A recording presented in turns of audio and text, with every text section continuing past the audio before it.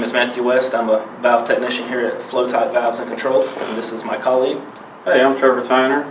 I'm a valve technician here at Flo-Tite Valves and Controls as well. Here today we have a stainless 1.5 inch F150. We're going to disassemble it, install cavity fillers inside of it, and reassemble it back together. Just kind of take you guys through the steps, and I'm going to have my colleague here, Matthew, do that for me. I'm going to try to explain to you what's going on as we disassemble it. So, Matthew, first steps first for the cavity filler. All you need to do is take your nuts off to hold your end cap on. He's just taking loose the body bolts first. There's 4 of them.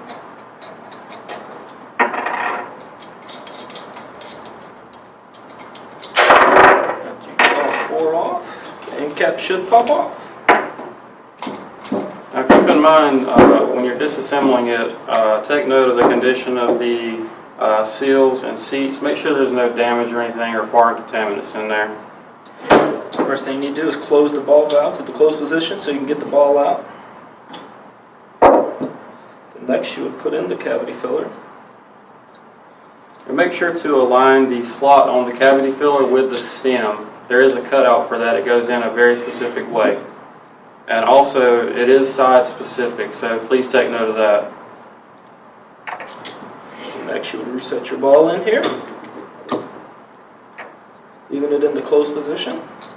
Put the front cavity filler in. And reinstall your end cap.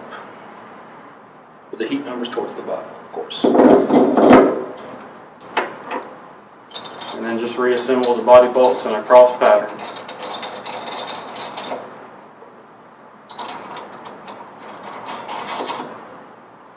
Tighten it up to specs and ship it to testing. That's it. Thank you. Concluding our demonstration, keep in mind failure to follow the procedures in the manual may result in Flo-Tite warranties being voided. Also, never use the valves as a pipe support or structure member. Be careful because ball valves can trap fluid in the ball cavity when closed. If the valve has been in hazardous fluid service, review applicable MSDS sheet and decontaminate the ball valve before disassembly. All persons involved with the disassembly should wear personal protective equipment. Valves with actuators, limit switches, or positioners should have these devices disassembled from the valve prior to disassembling of the valve. Use extreme caution disconnecting any electrical or pneumatic sources to the valve to protect against personal injury. Isolate the valve actuator prior to disconnecting. Do not remove packing gland while the line is under pressure. Personal injury could occur. And finally, use extreme caution when removing the flanged valve from the pipeline to prevent personal injury that may be caused by cold springing of the piping.